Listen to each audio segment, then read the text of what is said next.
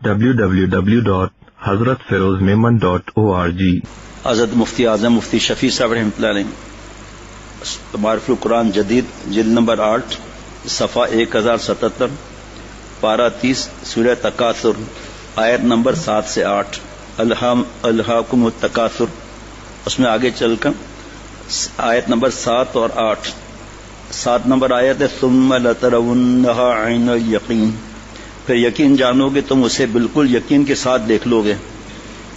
عنوان ہے سورہ تکاثر کی فضیلت، قیامت کے دن انسان سے کیے گئے سوالات۔ ثم لتسألن یومئذ عن النعیم، پھر تم سے اس دن نعمتوں کے بارے میں پوچھا جائے گا کہ ان کا کیا حق ادا کیا۔ بات سمجھ میں آ رہی؟ پہلی نعمت کیا پوچھا جائے گا، پھر تم سے اس دن نعمتوں کے بارے میں پوچھا جائے گا کہ ان کا کیا حق ادا کیا۔ سب سے پہلی نعمت ہم نے اللہ سے مانگا نہیں تھا، ہمارا وجود ہی نہیں تھا۔ اب آج جو ہے وہ حضرت کا بیان یاد آ رہا تھا ذہن میں، جو آپ لوگوں نے بھی سنا ہے، کئی بار سنا ہے کہ اللہ تعالیٰ کی پہچان کے لیے اللہ نے ہمیں بھیجا، قرآن پاک کی آیت، ٹھیک ہے نا، وما خلقت الجن والانس الا لیعبدون، نہیں پیدا کیا ہم نے سوائے جنات اور انسان کو اپنی عبادت کے لیے، مفہوم۔ اور پورے دنیا کی تفسیروں میں لکھا ہے، اور سب سے بڑھ کر حضرت عبداللہ ابن عباس رضی اللہ عنہما کی تفسیر کہ لیعبدون کا مطلب لیعرفون، اللہ تعالیٰ نے اپنی پہچان کے لیے بھیجا ہے، اور بھائی پہچان کوئی تیسرا کراتا ہے، اس پر بیان ہو چکا ہے۔ پھر تم سے اس دن کے نعمتوں کے بارے میں پوچھا جائے گا۔ ایک نعمت یاد دلانا، حضرت پھولپوری رحمۃ اللہ نے جو فرمایا، تفسیر حدیث پاک، یہ تو ترجمہ ہو گیا، اور رسول اللہ صلی اللہ علیہ وسلم نے فرمایا کہ قیامت کے روز بندے سے جس چیز کا سب سے پہلا سوال ہوگا، خدا کی قسم اس ایک چھوٹی سی آیت پر میں تو 2 گھنٹے بھی بیان پورا نہیں کر سکتا، اور جو علماء مفتی صاحبان ہیں ساری زندگی پورا نہیں کر سکتے اس پر بیان۔ وہ تو پہلے تو وہی گن لیا کہ نعمتوں کے بارے میں پوچھا جائے گا، نعمت کیا ہے، اگر سلنڈر روز لگے 3 آکسیجن سلنڈر، بل کتنا آئے گا، اور ہمیں جو آکسیجن فری مل رہی ہے وہ، سورج کی دھوپ جو ہے وہ، جن ملکوں میں برف ہے سورج نہیں نکلتا وہ کیسے چیختے چلاتے ہیں، اور جب سورج نکل آتا ہے سن بات لے کر کمینہ پن سور اور کتے والا کام کرتے ہیں، اللہ کو بھلا دیتے ہیں، ٹھیک ہے۔ پھر اب یہ بات کہ جو سب سے پہلا سوال ہوگا وہ تندرستی ہے، اس کو کہا جائے گا کیا ہم نے تمہیں تندرستی نہیں دی، اور کیا ہم نے تمہیں ٹھنڈا پانی نہیں پلایا تھا، ہم نے دسو جناب۔ اب آگے کیا بتاؤں، آپ مجھے بتاؤ کہ یہ جو آپ صلی اللہ علیہ وسلم فرما رہے ہیں تندرستی کا سوال ہوگا، یہ صحت برباد ہوتی ہے آئی کانٹیکٹ سے، آنکھوں کا زنا ناپاک ہو جائے گا اسی وقت، یہ صحت برباد ہوتی ہے جوانی برباد کرنے سے، یہ صحت برباد ہوتی ہے زنا سے، یہ صحت برباد ہوتی ہے لڑکوں کے ساتھ کتے اور سور والا کام کرنے سے، یہ صحت خراب ہوتی ہے سگریٹ سے، شراب سے، ہیروئن سے، چرس سے۔ ابھی آج بیان چلا تھا حضرت والا کا کہ سکون چین اطمینان خدا کی قسم صرف اللہ ہی کے ہاتھ میں ہے، اور اللہ کو جب راضی کریں گے تو ملے گا۔ بابا کو ناراض کر کے گھر میں نہیں رہ سکتے تو ربا کو ناراض کر کے کیسے دنیا میں چین میں رہ سکتے ہیں؟ بتا رہا ہوں نا کہ میں اس پر اٹک جاؤں گا اس پر۔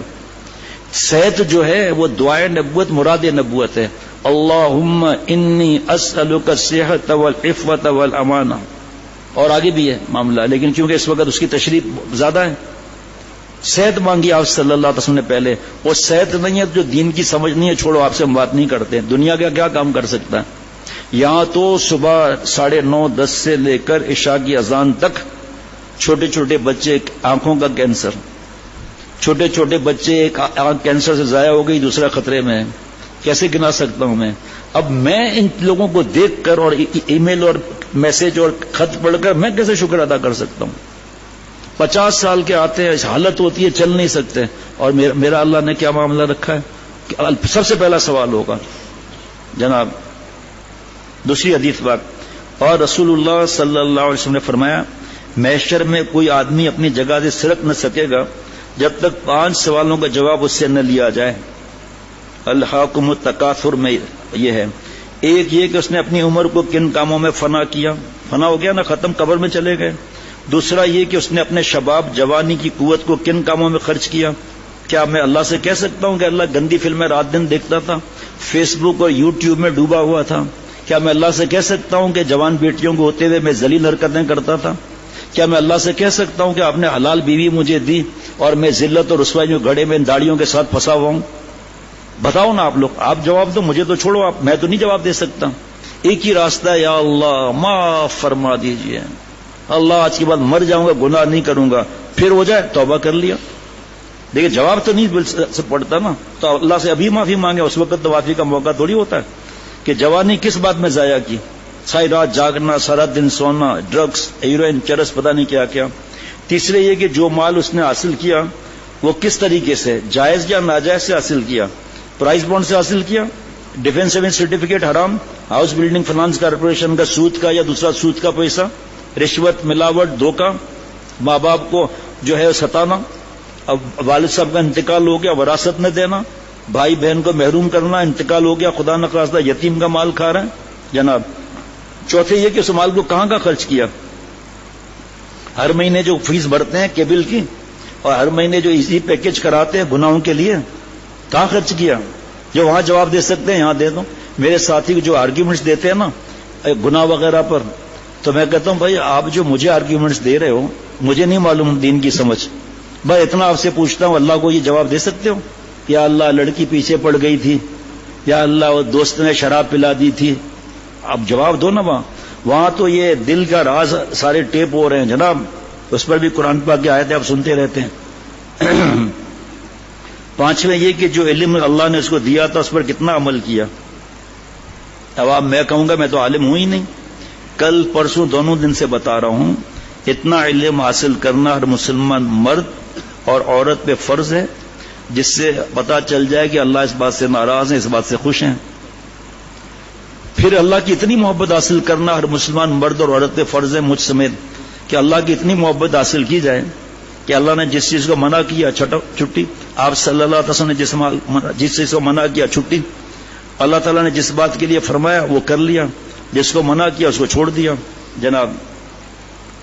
سورہ الحاکم التکاثر کی خاص فضیلت سنیں، آپ صلی اللہ علیہ وسلم نے صحابہ رضوان علیہ مجمعین سے خطاب کر کے فرمایا، کیا تم میں کوئی آدمی اس کی قدرت نہیں رکھتا کہ ہر روز قرآن کی 1000 آیتیں پڑھا کریں؟ کتنا بھائی؟ 1000 آیتیں کتنے پارے ہو جائیں گے؟ صحابہ رضوان اللہ علیہ مجمعین نے عرض کیا، روزانہ 1000 آیتیں کون پڑھ سکتا ہے؟ یہ خزانے مفت میں مل رہے ہیں آپ کو بھائی، کوئی فیس ویس نہیں ہے۔ آپ صلی اللہ علیہ وسلم فرمایا، تم میں کوئی الحاکم التکاثر نہیں پڑھ سکتا؟ مطلب یہ کہ الحاکم التکاثر روزانہ پڑھنا 1000 آیتوں کے برابر ہے، 1000 آیت پڑھنے کے برابر ہے۔ حافظ صاحب اچھل کے دیکھ رہا ہے۔ اب یہ ساتھیوں کو سمجھانا ہے جو بیچارے ڈوبے ہوئے ہیں فیس بک یوٹیوب میں، ان کو تو قرآن پاک بھی صحیح نہیں پڑھنا آتا۔ دیکھو نا کیسے قرآن پاک پڑھیں گے۔ حافظ قرآن اگر قرآن پاک نہ پڑھے کمزور ہو جائے گا، پھر بھول جائے گا۔ ابھی بھی ایک صاحب موجود ہے اپنا قرآن پاک پکا کرا رہے ہیں، حافظ قرآن ہے، سب بھول گیا، حالانکہ وہ تو برائی میں مبتلا نہیں تھا، لیکن قرآن پاک کو ہاتھ نہیں لگایا۔ اب یہاں تو الحمدللہ مغرب کے بعد قرآن پاک صحیح کرایا جاتا ہے۔